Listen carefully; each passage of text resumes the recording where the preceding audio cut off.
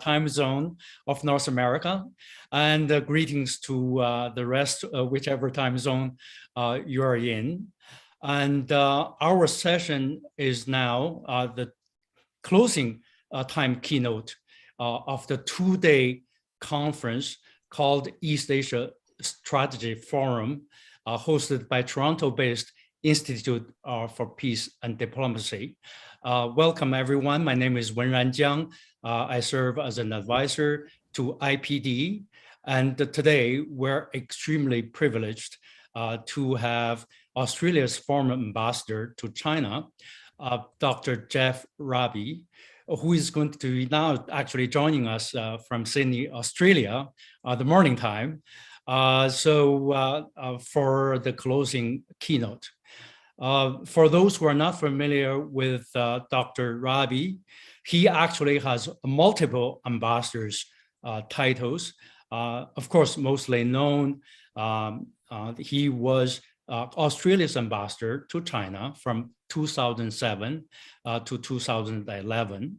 And before that, he has served in multiple, primarily economic related positions as the first secretary, then counselor in economic affairs in the late 1980s and early 1990s in Beijing. And prior to his ambassador to China appointment, he was actually served as Australia's ambassador to World Trade Organization in Geneva, as well as ambassador to APEC and deputy secretary of APEC between 2003 and 2007. With an PhD degree in economics, Ambassador Raby is also quite a policy expert and an academic. His latest book, which I've been reading, published about a year ago, and that's called the China's Grand Strategy and Australia's Future in the World Order. And he also received, for his outstanding work in service of Australia, he received awarded the Order of Australia in 2019. He will be delivering our closing keynote. And the sequence of the hour will be that Ambassador Raby will talk about the engagement experience, rise of China, Australia's relations with China, which we know is now a very, very focal point. He will talk about 20 minutes at his liberty, and then will be followed by a quick question and answer session. And I'm very pleased to be joined by Ambassador Peggy Mason, who is also serving on the IPD board, and Professor Paul Evans of UBC, which both of them I'll briefly introduce a little bit later. So welcome, Ambassador Raby, and the floor is yours. Well, thank you very much, Myron, for the invitation. Good evening or good day, depending on where you are in the world. And thank you for choosing a time which is very convenient for me. It's a comfortable 9 a.m. On Friday in Sydney. So I'm very pleased to be doing the presentation at this time. What I'll do, I know there's a huge amount of interest in the Australia-China bilateral relationship and the way that's been handled. But I think it needs partly to be put in the context of what's happened with the rise of China, which is very much what my book is about, as well as how Australia has dealt or not dealt well with that phenomenon. So what I might do is to go through some of the big issues that I raise in the book about China, and understand that the whole perspective I take is China's security from a Beijing standpoint. I came on this when I started thinking how very different the world looked if you put on the lens of Canberra or the lens of Washington or Ottawa than when you're wearing the lenses from Beijing. And so what I'll do is tick off some big themes. They're mainly assertions for today, but if you wish to challenge any of them, and I'm sure many will wish to challenge, please do. But firstly, I think it's worth trying to understand what China's grand strategy is. They've never published a document saying this is our grand strategy, but I think it could be divined from their behavior. And I think the key thing about China's grand strategy, first and foremost, is to understand it's actually based on weakness, not strength. And I come to that conclusion really because of the circumstances in which the People's Republic of China was founded. China is, in the title of an excellent book published recently, haunted by chaos. The Communist Party did not take over a functioning, formed state or nation when it prevailed in 1949, but rather it acquired shards of territory. And for the first decade or so of its existence, it had to piece those shards of territory into something that looked like a nation state. And that's seared deeply into the policy and security consciousness of China's leadership. So there are two elements of China's grand strategy, and none of these will surprise you. One is territorial integrity, and the other is maintaining the rule of the Communist Party. And these are actually mutually reinforcing. The view from Beijing, from a security point of view, is that territorial integrity requires the rule of the Communist Party to maintain the coherence of the Chinese state. And on the other hand, any concessions in territorial integrity would see the end of the Chinese Communist Party ruling China and a relapse into chaos. And there are important points, I think, to bear in mind when you think about issues like Xinjiang, Tibet, Taiwan, or Hong Kong today. So the second main theme I take up in the book is the New World Order. And a lot of people talk about an emerging order, a changing order, the coming order, but I actually go one further and declare that the New World Order is here. It already exists. It's in front of our eyes. We can see it. And we need to understand this as well in terms of shaping and calibrating our responses to China. The world order, as I describe it, is a multipolar order, but following John Mearsheimer, I argue that it already has the shape of two bounded orders. One is a Chinese-led bounded order, where China is clearly the dominant power, and that embraces much of Eurasia, and the other is a US bounded order. Now, it doesn't mean the orders don't interact, overlap, and obviously they cooperate at times, but there's a very clear definition has emerged in the global system. What is not often appreciated is an important element of an order is the creation of institutions to underpin that order. And if you look back to the early 2000s, China has demonstrated tremendous institutional entrepreneurship in building institutional structures to support its order. Shanghai Cooperation Organization, the New Development Bank, the BRICS, Asia Infrastructure Investment Bank. All of these are important institutional frameworks that have been put around China's order.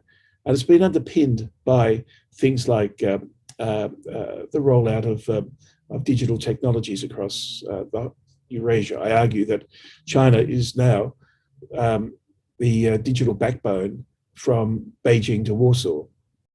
And so when a country like Australia preens itself and applauds itself for having comprehensively banned Huawei in 5G from Australia, we need also to be mindful that China is the dominant power across a huge part of the globe in 5G digital technology already.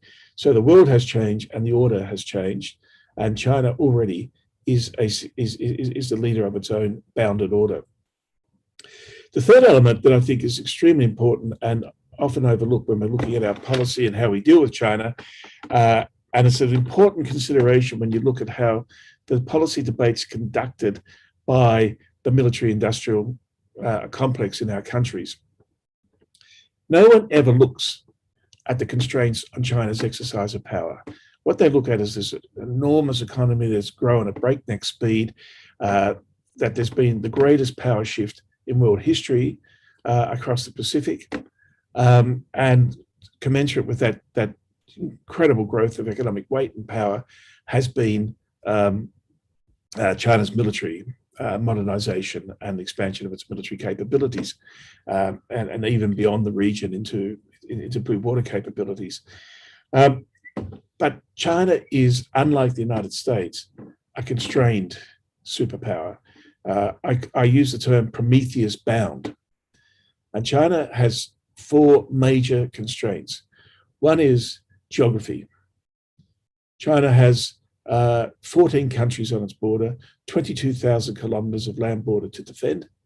And most of those borders in recent history have been hostile. If you look at China's security expenditure over the last decade, or in the Xi Jinping period, China has spent about 20% more on internal security than it has on external security. And so that ties back to the grand strategy and China's abiding concerns about territorial integrity. Secondly is history, and it's a similar point. China is still an empire with unresolved territorial issues inside its border. Xinjiang, Tibet, Taiwan, and now, of course, Hong Kong has taken prominence. But the third constraint, and the one that no one, and it really befuddles me why people do not focus on this more directly and clearly, is that China is now utterly dependent on world markets for all the resources and energy it needs to survive. Now, China is a big, rich country in terms of natural resources. The problem is there's a lot of people, but it didn't matter when they were poor. But when China started to become richer, suddenly the resource base was inadequate to support the economy. And so you find as recently as 1995, China is completely self-sufficient in crude oil. By the early years of the 2000s, it's a major importer. And by the end of the 2000s, it's the world's biggest importer of crude oil. And you can run this story for so many commodities. Iron ore, which we have benefited enormously from in Australia, is another case in point. China, by the early 90s, was only importing about 10 million tons of iron ore a year. Their planners thought they would never import more than 100 million tons. But by 2000, a decade later, they were importing 600 million tons, and today it's 1 billion tons. The dependency on resources is staggering. And of course, all of those resources go through places whose names are in the papers every day, like the South China Sea and the Straits of Malacca. But each of those areas, each of those critical choke points could be shut off in a heartbeat by the United States at any time if there's any conflict. So it's important also to think about that when people blithely, I should say, perhaps, talk about war with Taiwan, as our ministers in Australia seem to be increasingly want to do, that China could be contained, shut down in a heartbeat by denying it access to all the key raw materials and resources. And Beijing knows this. And that's why Beijing's perspective of the world is one of a country that's besieged, put upon, surrounded by hostile forces, and at all times is incredibly vulnerable. And I return then to the element of the grand strategy that it's based on a sense of weakness, not strength. Now consider that with the United States in its ascendancy to its global dominance. By the time after the Civil War, the US ascendancy really began in earnest, it had no unsettled territory inside its borders, no external territorial threats on its borders, and most importantly of all, the United States had every single thing it needed inside its borders to grow and build its economy, except people, and it happily sucked those people out of Europe in large numbers. So they're the circumstances in which you have to confront China and understand, well, not confront, but understand China, where it's coming from, what are the constraints on its actions, and to try and get a sense of proportionality and context into the discussion. As I said, when you listen to the discussion in Australia, the intelligence, security, military establishment, the defense industries, not that we have many, but you would think China was an unrestrained actor in the world, that it could exercise and assert power anywhere at any time. Well, it's simply not the case, and that's the world that Beijing operates and lives in, a constrained world, a highly constrained world.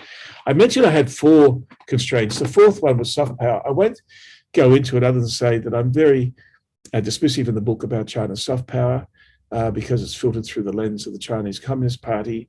And as Kissinger pointed out in his book on order, hard power needs to be accompanied by legitimacy, and soft power builds legitimacy. And China has a very big deficit in that area to address. So to the Australia-China bilateral relationship, I'm sure we'll delve into this more quickly in Q&A. But essentially, as Hugh White said in his book, China Choice, nearly 12 years ago, the US had a choice, and it could either give China strategic space and accommodate China's rise, or it could seek to contain China. If it chose the latter, Hugh White concluded in his book that it would have profound consequences for Australia. Australia being the most dependent developed country in the world on China and China's markets, we would have to choose between our economic interest and our security. And in the end, although Hugh White argued for the US accommodating China's rise, from about the middle years of last decade, the US took a decision to push back on China, then to contain China, and then to treat China as a strategic competitor. And Australia basically glued itself to the hip of the United States and followed the United States down that course. So you can only understand all that's happened and gone wrong, in my view, in the Australia-China bilateral relationship, if you understand that the US chose to contain China, and we deliberately, consciously, but without any public debate, without any public discussion, chose to glue ourselves to the hip of the United States. And that's shaped everything we've done subsequently. And I should make it very clear. I mean, whilst I'm critical of the current state of the relationship, which is really completely in the deep freeze, there are many senior people, and certainly a number of senior ministers in Canberra, who think the current state of the relationship is just fine. They actually don't want to fix the relationship.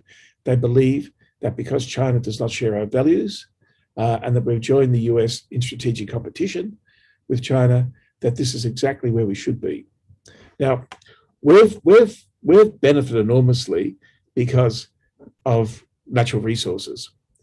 Although China has, as part of its economic coercion against Australia, and the areas where it's exercised economic coercion are bad, they shouldn't do it, they should not be behaving like this. But I do think China's diplomacy is still quite immature at times. But although they've banned coal imports from Australia, which were a very big export, although our biggest markets are in Japan and Korea, they haven't been able to stop iron ore, for example. And iron ore prices have gone through the roof in the last 18 months or so, not connected with the bans, but just China's own supply-demand requirements and alternative sources of supply.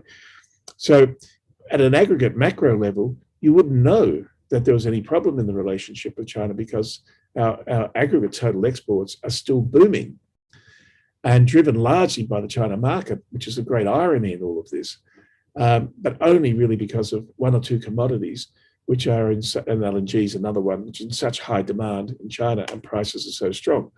But that won't last forever. Now, why did we glue ourselves so comprehensively to the hip of the United States? I think there are a couple of elements. One is a very, very deep psychological fear, as Alan Gingell in his fine book on diplomacy said, a fear of abandonment. In Australia, we have lived comfortably with Pax Britannica providing our security, and then Pax America. We're essentially an Anglo-Saxon country, although, of course, our demographic makeup is much more complex, but the mentality is that of an Anglo-Saxon country in Asia, tiny population on vast resources, and there is a perennial sense of fear of the other, or as it used to be known, the yellow peril. And so this is very deeply entrenched in psychology in Australia. And up until now, we've had the luxury of the dominant global power sharing our values, being like us, and with institutions that are similar. And so it's been a very comfortable existence for Australia. But of course, in the New World Order, that's all gone. And we no longer have a dominant global power that can maintain order. And so in response to that and the fear of chaos in the international system, we have glued ourselves to the hip of the United States. But there's another more insidious element which has played on that. And whilst we have gone down a track, I'm sure Canada has as well, of a high degree of interoperability between our militaries with the United States, our intelligence and security establishment is almost indistinguishable these days from that of the United States. And there's been, I think, an enormous influence through that direction, particularly in the Trump years, where Trump was seen as so flaky on security and so unreliable that the intelligence and security establishment, certainly in Australia, and I think probably mirrored in the United States, felt they had a sort of almost national responsibility to maintain what they would regard as sensible, good policies, particularly with respect to a rising China. And you may recall when Hillary Clinton was campaigning all those years ago, she did a 5-hour whistle-stop tour to Sydney and warned Australia that we shouldn't have all our eggs in one basket, meaning we shouldn't be so dependent on China economically. To which he wasn't Prime Minister then, he was just a minister, Malcolm Turnbull, said, does that mean the US is going to start buying Australian iron ore? Soon after that, he became Prime Minister, and soon after that, he became the principal agent driving the China threat syndrome, as I call it, in Australia. So we joined the US going from engagement with China, which had been the standing policy, to containment. And many of the things that have been done are perfectly reasonable in and of themselves. But what we did but the way we did it was a major problem. And maybe in the event we might have ended up where we are today still, but I don't think so. So, for example, banning Huawei. There was no reason why Australia had to be the first, have the loudest mouth, and make it directly about China's unreliability in terms of data theft and protection. Prime Minister Turnbull brought in the anti-foreign interference law. Well, we should have had one years ago. Most countries have it, but our politicians were too greedy to get the handouts from people who wanted to influence policy and never wanted to discipline themselves with the law. Finally, under the China threat, or so-called China threat, we did that. But then Turnbull, with a law that is to be non-discriminatory. I mean, sure, it's the same in Canada. The Israeli lobby is a greater agent of influence than China could ever be over our national policies. But Turnbull, when he announced it, spoke in Chinese and said, Audalia ren Zhangqi Laila. Australian has stood up, paraphrasing or mimicking Mao Zedong in 1949 when he announced the establishment of the People's Republic. Outrageous behaviour. And it was done in the context of a by-election, all directed at just beating up this notion of a China threat. And of course it goes over badly in Beijing. Of course it makes people lose face. And it's just stupid. But they're the sorts of things that have happened. That's why I say there's been a complete failure of diplomacy. We have really strengthened our defence against cyber, foreign investment, research cooperation, and also we've increasingly interfered in Chinese state media operating in Australia, increasing harassment. All of that, again, has been done in a very direct way aimed at China, even though arguably foreign investment or research cooperation should be non-discriminatory. And then finally, which brought it all together and was a step too far for the Chinese leadership, the Prime Minister in April last year unilaterally called for the origins of COVID to be investigated at a time of extreme pressure on China from the United States. You remember Trump was talking about the Wuhan flu and the China virus and so on. And our Prime Minister did it after a telephone call with Trump. And the next day he came out and made that statement. And he was not apologetic about having made it off the back of a conversation with Donald Trump. As I said, the relationship now since April last year is completely in the deep freeze. There are no official contacts. at all. The embassy is very well staffed, very well run, but has very little to do. My own sense, because I'm sure this will come up, and I'll finish off at this point, one round, if that's okay. People always ask me, what's the way back? And there isn't an obvious way back, I think, for Australia. As I said, not least because people in senior parts of the government actually like the relationship just as it is. And the government has so effectively wedged the opposition. The opposition is terrified to say anything about these matters. And so, like when AUKUS was announced and the subdeal, without knowing anything, within 10 minutes, the opposition's come out and said, we support the whole thing. They wouldn't have a clue what was in it. They hadn't even a chance to think about it. It was so secret. But still, they support anything the government does on national security or on China, simply to avoid being wedged in the upcoming election. We have an election in May. Most likely, at this stage, Morrison will be returned, although, like all our elections, it's very close. But even if the government were to change, I don't think that would help us change our relationship with China and get it back into a more normal, constructive, cooperative phase. What I would say, though, and I foreshadowed this in my book, and I finished the book long before November last year in the US presidential election. What I said is that we need to be very careful in Australia that the US doesn't turn on a dime, as it does, and is the want of great powers. And I say this without any sense of criticism of the United States. But as a great power, it will do what it wants in its interest. But the US, I predicted, is likely, or suggested is likely, to turn on a dime and reset its relations with China. And if they did that, Australia would be left like a shag on a rock.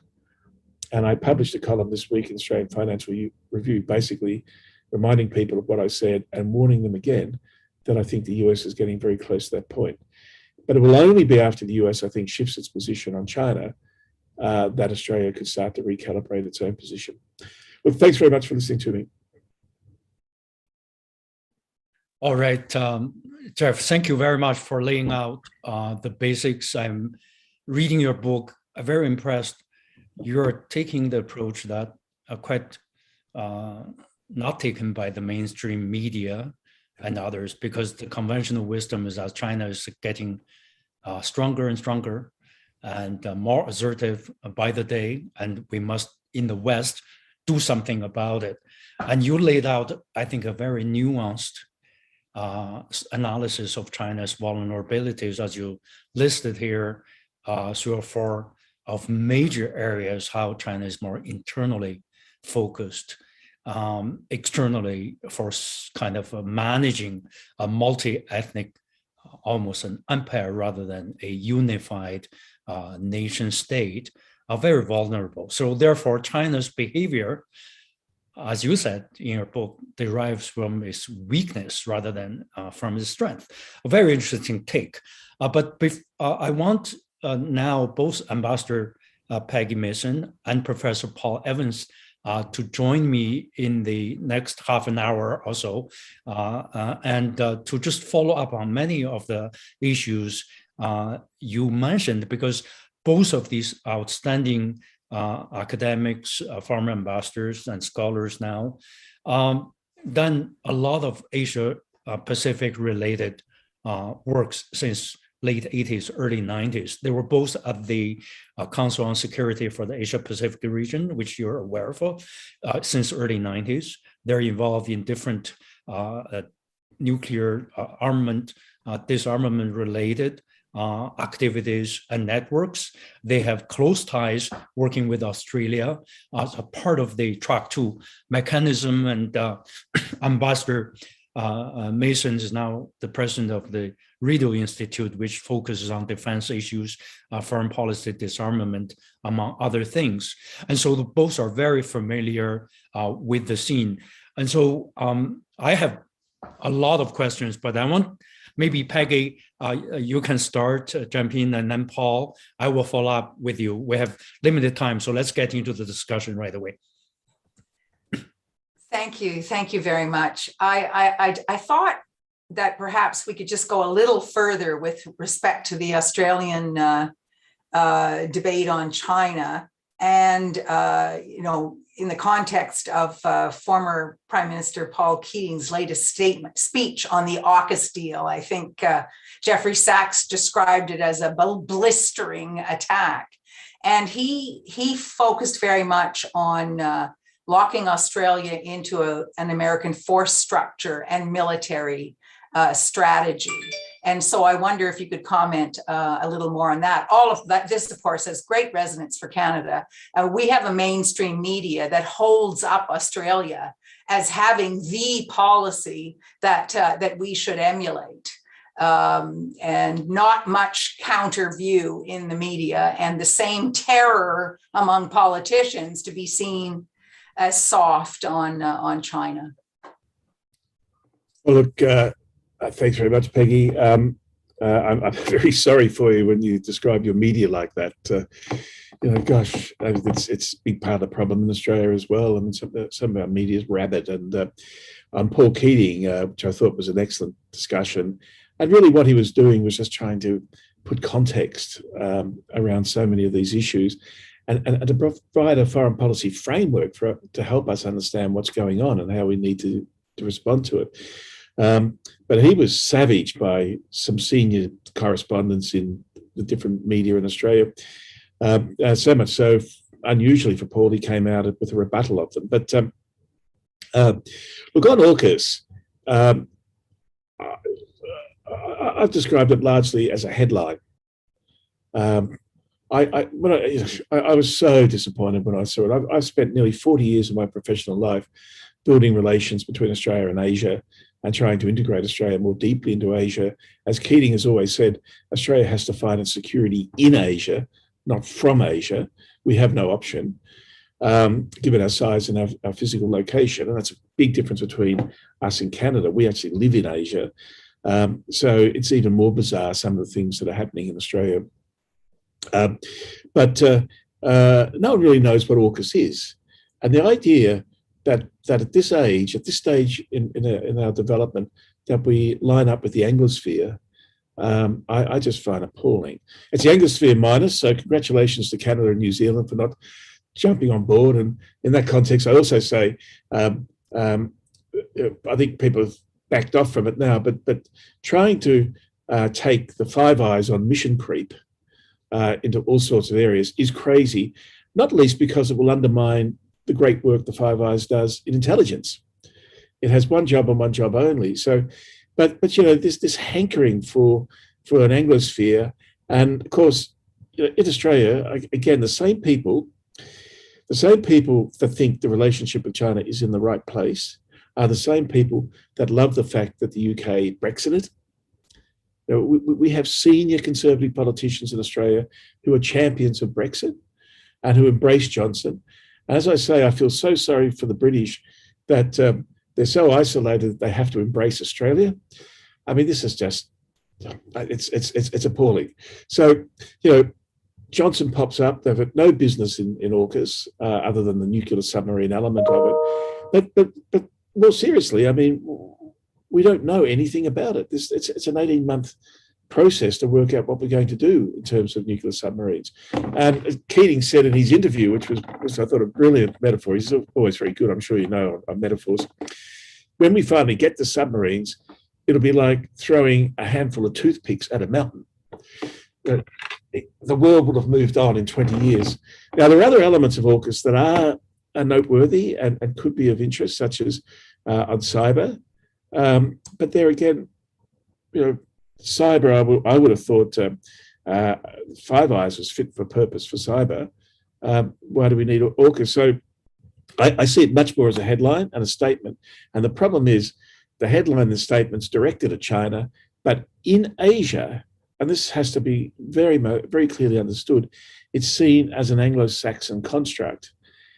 And it just reinforces views of Australia in Asia, that Australia is still racist, uncomfortable in the region, and that we hanker after the Anglo-Saxon world. And frankly, some of the people making these decisions, those adjectives and descriptors apply to them. It is true for some of them. It's not Australia as a nation, it's not Australian people, but some of the people making these decisions, and all of these decisions, have been made in secret without any public discussion or debate, with a supine opposition. Well, thank you, Geoff. I just want to compliment what Peggy, the question she asked you. It looks like there is a intensifying debate about China policy in Australia, unlike what's being perceived to be some kind of a Western allies have a unified stance. We know there's extensive debate in France, Germany, in Europe. You seem to be in Australia, some of the former ambassadors and former prime ministers are battling each other. Paul Keating, of course, probably coming to speak to the National Press Club in response to the other former prime minister, Tony Abbott's visit to Taiwan, basically saying we cannot let Taiwan fall based on this value-oriented, and then the defense minister currently serving, basically responding to Paul Keating's criticism of the current government by basically saying we will have to go to war with them, Americans on Taiwan. And so this, we are in Canada and we're trying to formulate some kind of a China policy. You know, we have the finally resolution of the Meng Wanzhou and the two Michaels. And the new minority government is in place. Reportedly, there's some kind of a review or strategy session trying to put in place by the government. And that's why we're putting together the IPD, doing a good job in putting the two-day conference. Let my colleague, Professor Paul Evans, to come in. He's a lot more connected with the policy circles as well as academic in Australia, in the United States, and we have huge people participating from North America, not just in Canada. So Paul, go ahead.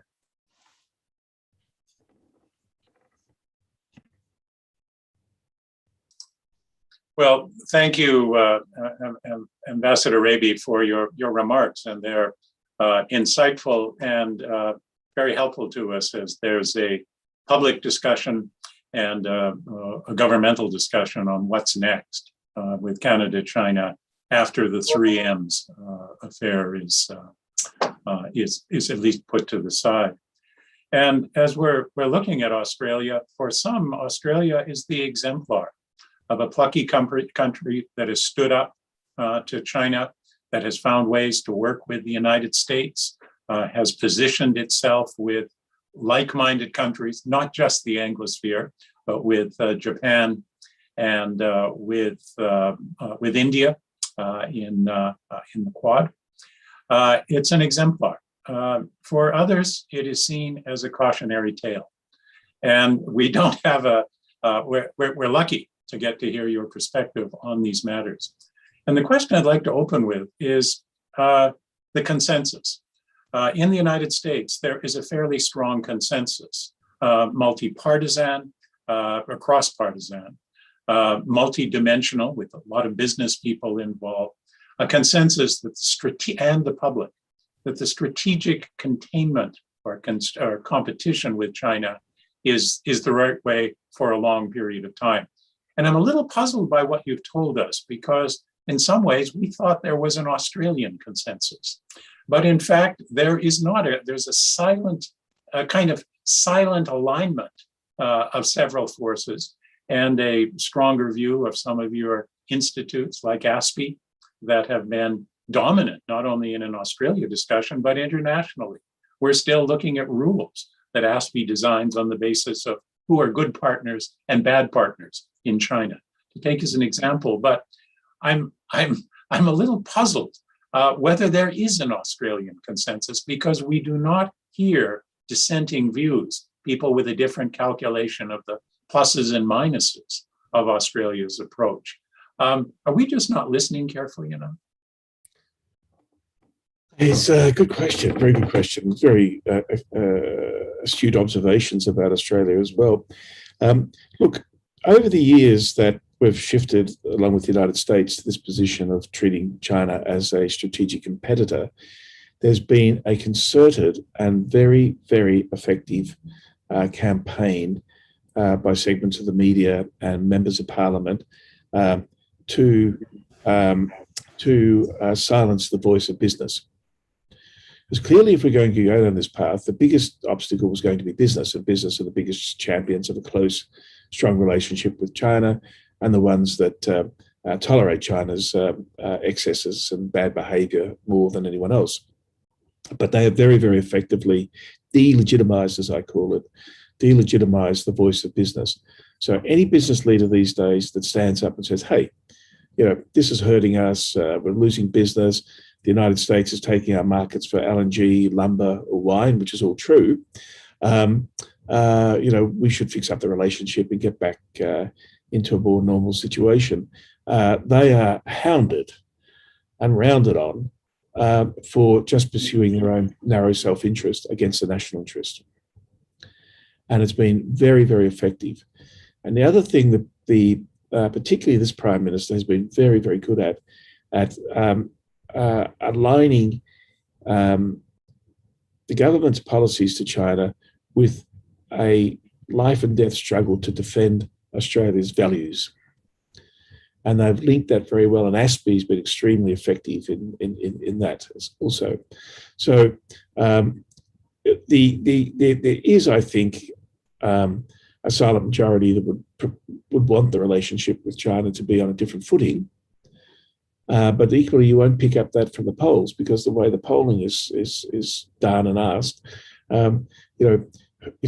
is China a big threat? Yes. Okay. So the headline is, majority of Australians fear China, and it's all reinforcing. So, look,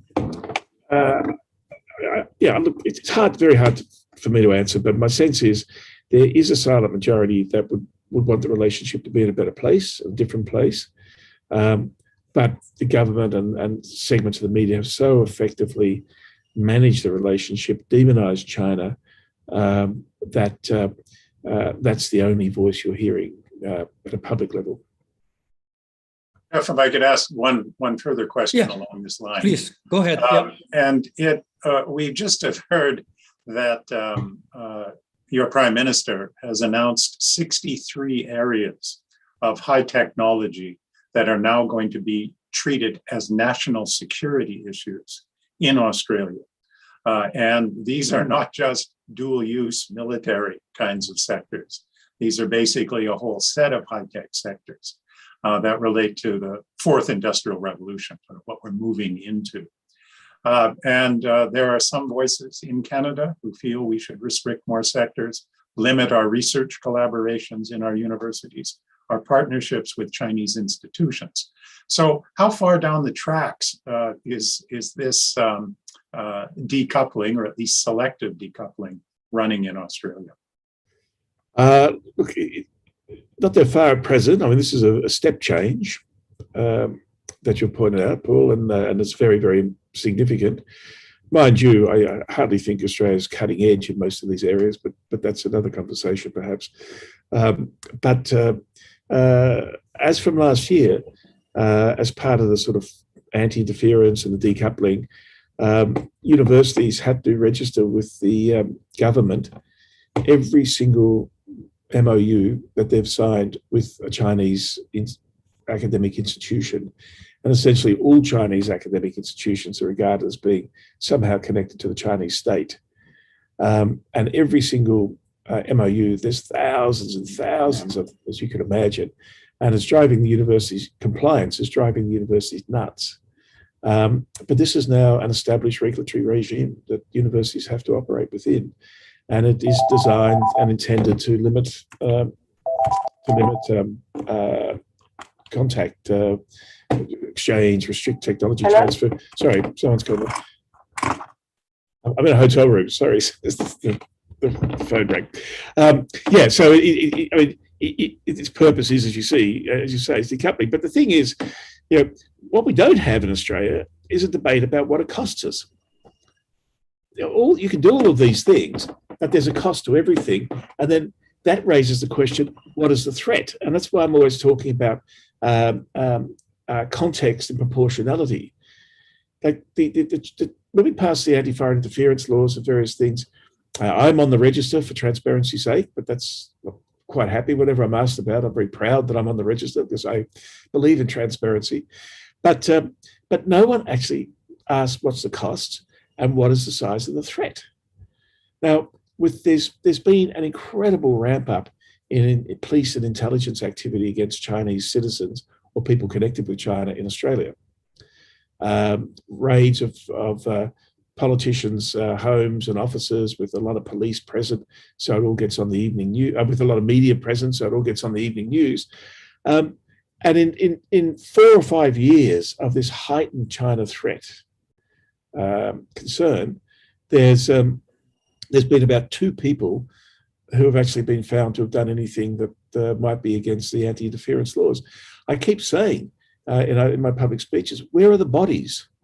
Show me the bodies. I mean, this is a massive exercise to rout out Reds under the bed, but there are no bodies yet. So that's what's missing in Australia, is a proper debate about context, proportionality, and are these actions justified by the scale of whatever the threat's supposed to be. Geoff, and this will be a very quick one. We're wrestling with a Huawei decision, and there's one. Actually, we're wrestling with a series of Huawei decisions. And I'd like to know how far Australia has gone down the path of a complete ban of Huawei activities as compared to simply the involvement in the 5G equipment side of things. We think there are 5 or 6 big decisions around Huawei that need to be made, and we are told that Australia has a complete ban. Is that accurate? No, my understanding is that we have a complete ban on anything to do with 5G. But Huawei has been, doing business here for many, many years. It's in all different parts of the telecom system, and of course, Huawei phones can be purchased here. So, the complete ban is, as far as I know, 5G and 5G only. But as I said, we were the first to announce it as being a comprehensive ban. But again, you need to have a discussion about the cost.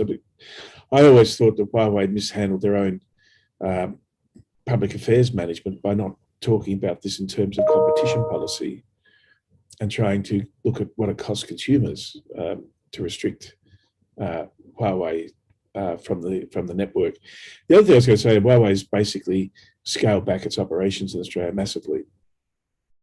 It's just basically only come to a conclusion, so it's no longer worth it here.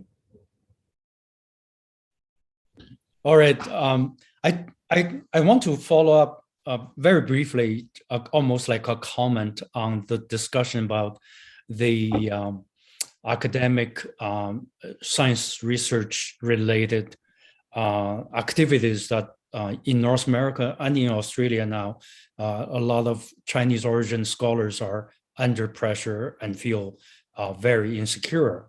Last night, we have a whole day conference, but in the evening, there was a forum actually organized by Asian American scholars hosted by MIT's Huang Yasheng, a well-known business school professor, with 4 or 5 provosts, associate provosts of international affairs from Harvard University, from MIT, from Stanford, and from UC Berkeley. All of them said the activities, the China initiative by the Justice Department targeting Chinese scholars have come up literally with nothing. There are some very few so-called disclosure compliance issues regarding the funding disclosure requirements, very little or almost none espionage related, because those are the China initiative is based on the assumption that these people might be the spy for the Chinese government. And here in Canada, the Natural Science and Engineering Research Council of Canada announced last fall, a few months ago, the security partnership guideline. So scholars, especially those who are Chinese origin of Canadian scholars, feel threatened because they don't even know how to fill those forms. They're basically, many of them, research chairs, Royal Society members now saying they're no longer applying for these fundings because they don't know how to fill those self-censored forms. A very troubling situation. But I want to turn back to Peggy, who has been very vocal in our afternoon panel regarding a very good discussion on the AUKUS. I'm pretty sure she wants to follow up on that with you, Geoff. Go ahead, Peggy. Well, we did get into it a little bit with my previous question. I suppose the area that we haven't touched on that I would just comment on as well is the nuclear non-proliferation aspect of it, which back in the day when I was disarmament ambassador at the UN, of course, Australia, was one of the leading, countries, burnished credentials with respect to both pillars of the nuclear non-proliferation treaty. Well, there are three pillars: peaceful uses, but the other two, the nuclear disarmament, progress on nuclear disarmament, and also strict non-proliferation measures. And of course, with respect to AUKUS, and the Director General of the International Atomic Energy Agency made this statement at their latest conference, that if this does go ahead, if Australia does get this capability, and that is a huge if, because this is an enormously complex endeavor for any country, let alone one without a big civilian nuclear infrastructure. If it goes ahead, Australia will be the first non-nuclear weapon state party to the NPT to take advantage of what is seen as a terrible loophole in the NPT to develop naval nuclear propulsion, a military purpose of nuclear energy. And of course, we're talking about most likely highly enriched uranium. I mean, that's what the US is operating in its subs now. So, and I was it was not settled. It was not nice, or I didn't get a warm feeling at all from the statement by Australia that it will fully comply with its NPT obligations, because of course this is a loophole, and the IAEA cannot. It will be taken out of safeguards, the material, and the IAEA will not be able to do anything about it unless Australia enters into some kind of voluntary arrangement. And that's going to be very difficult, because at sea, when this is material that's going to be, used in naval and nuclear propulsion at sea. Apparently the IAEA has a task force trying to figure out if there's any way that they can possibly apply safeguards. And of course, it's not, the worry, of course, is not that Australia is going to divert some of this to some secret nuclear weapons program. The worry is the precedent being set for everybody else. And so, I guess what I'm interested in is this another one of the areas where there isn't a public debate in Australia? Back in the day, there would have been a very vigorous debate on this, but it has that aspect, has the nuclear non-proliferation treaty aspect. I mean, we're on the eve of the 10th review conference, which was already in trouble. Is there any public discussion, any academic discussion on this that reaches the public level? Almost none, or I just say none. And again, I think a lot of us old timers are astonished, because, as you say, back in the day, if any government had suggested this, there'd be demonstrations in the streets. Every state government would say, "Well, it's not coming into our state. No one wanted." There's been nothing. I can't believe it. Partly I think there's a great air of unreality around AUKUS. It came from nowhere. There's no public discussion, and no one can say what it is. And when you're saying you're going to get your first submarine in 20 years' time, I really think most people think, well, and where's the submarine going to be built? Where's it going to dock? None of those issues have been answered. So there isn't the basis, I think. It's so ethereal. There isn't a basis at present to build a sort of domestic public grassroots reaction to this. However, the whole country just seems to be in a stupor on these foreign policy issues, and the government comes out with this sort of stuff, and people just say, "Oh yeah, okay." And again, the big problem is the government so effectively wedge the opposition, that there is no opposition, no formal opposition. But in the old days, you remember, people like Gareth Evans and so on would be actively campaigning. Even Gareth Evans has said nothing on AUKUS, as far as I can tell. Paul Keating is about the only high-profile public opponent to AUKUS to have spoken on it. Mm-hmm. Well, I'm aware of the clock is ticking. So far, the discussion is very good. Geoff, I want to follow up on another dimension of the Australians' kind of domestic engagement debates on China that Paul mentioned.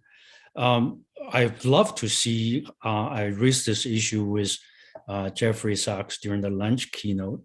What would be your advice to the Canadian policymakers in dealing with China? I noticed, Australia with half the population of Canada doing twice as much trade, and China is Australia's largest trading partner. Given the hostile situation at the federal level, there are recent reports of local, the state level led initiative, trade visit to China. Is that something that, if nothing at the federal level getting active, the business communities, provinces in Canada could actually learn from Australia? But maybe you can tell us if that's the case in Australia, and what would be your advice on, two countries are very different, but we do look at Australia quite closely. What's your advice? Thanks. Well, yes, we're both federal systems. And it's a fair point to raise. It's hard to answer because for 2 years there's been no travel because of COVID, and until like the last weeks, Australia's been effectively closed because of COVID. So it's hard to say. But I also get the sense that your relationship at a national level with China is not as difficult and fraught as the Australian relationship currently is, even though you've been through this 3M period. When I'd say this is, of course, you need to engage at every level. And one thing's extremely important, which never gets raised in these discussions, is that it's important not to lose sight of the of cultural diplomacy and the cultural dimension to the relationship with China. I've always felt it's extremely important. And when things are going bad elsewhere in the relationship, maintaining active cultural engagement and exchange helps to keep the relationship on a much more even keel. But look, first of all, I think you've got to understand, when you have a national debate about China, the debate's got to be cast in terms of what is the real security threat that China poses. I know we can't go on, but Keating did raise the issue of Taiwan. To think that we've got a former prime minister in Taipei talking about war with China is just astonishing. But after all, he was the prime minister that brought back imperial honours and gave one to Prince Philip, who hardly needed another honour. But war with Taiwan. Well, as I go in depth in my book, what's the probability of war with Taiwan? There isn't a military solution for Beijing, in my view, in Taiwan. We need to get the debate in the realm of the real world, and not this sort of fantasy of a Fu Manchu China threat. As I said, with the domestic stuff, no one's been bloody charged with being agents of China. You made the point, Wenran, about the universities and what the provost said. It's the same in Australia. There may be some conflict of interest with some academics who haven't disclosed income and have been double dipping, but there's nothing intelligence or security related. And so it's extremely important that those who are advocating a China threat and the need for all these measures demonstrate what is the threat at scale and have proportionality and context in the debate. China's too big to go away. It's not going to go away. So there are real national interests still to be served in engagement with China and not just demonizing it. Mm-hmm. Well, thanks, Geoff. Actually, during our conversation and monitoring the questions from our live audience the issues related to AUKUS Taiwan. I think you have already answered them, so I'm not going to raise, but I want to tell our viewers your questions are being integrated into the discussion with Ambassador Raby.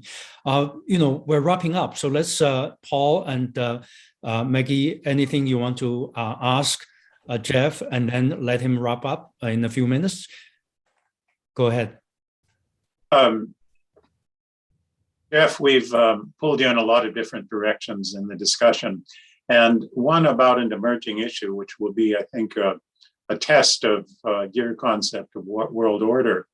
But the cutting edge question of the moment is some of it related to high tech, but it's also related to China and the comprehensive and progressive Trans-Pacific Partnership.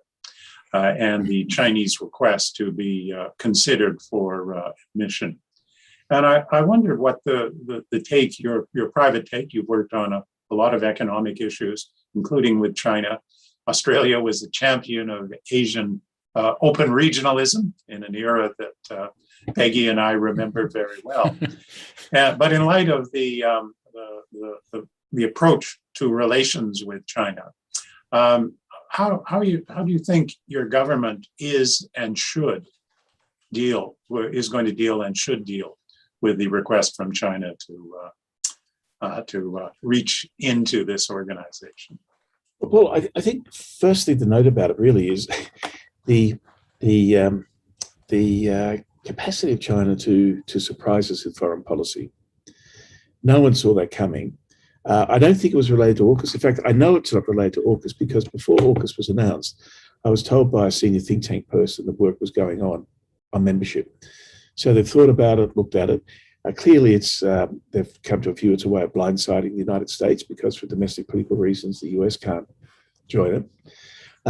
As an old trade person, I would think that the level of discipline required to become a member is higher than China would be comfortable with. So I'm not sure China will be able to get over the bar. But if we are consistent in our view that we want China to support a rules-based system, or many rules-based systems, not one, there isn't just one, there's many, then we should be embracing China's interest. And I think the Australian government really missed again a great opportunity to try and reset relations. But it missed it, I think, not because of ineptitude, because actually they don't want to reset relations. And so we were very snarky about it and said, oh, well, when China removes all the bilateral measures it's taken against Australia in terms of economic coercion, then we'll have a look at it. Whereas I was advocating the approach should be embrace it on grounds of good principle, that it's another rules-based system, that we will welcome China to be part of it. But of course, China could not contemplate membership until it removed the measures against us, which would be largely found to be WTO inconsistent. So that's what I think the appropriate response is to embrace it on the basis of principle. And then, of course, China has to meet the test at the detailed level when it sits down to actually negotiate membership. Peggy, go ahead. Yeah, last question. Thank you very much. Yeah. Well, I think I want to take us right back to the very beginning of Dr. Raby's remarks, and that was when you started talking about your book. You said you wanted to consider how things look from Beijing, and with another reference to back in the day. I mean, in the Cold War, that the perspective of the Soviet Union was considered to be something that one had to study carefully, and it was presented in the media, for example. It didn't mean that it was praised, but the view from the other side was considered essential. And that is perhaps my biggest concern, that daring to present the view from the other side, is seen in terms of well, in some cases, we have one very hardline think tank in Canada that has used terms like a Chinese agent of influence, of senior retired diplomats who are trying to bring some semblance of trying to bring a different viewpoint than the hardline one. Yeah, look, I'm variously described as a Beijing asset or a panda hugger. I don't know whether that's because my partner's Chinese or not, but it's appalling. It's appalling in Australia. You're either a hostile or an apologist. There is no middle point.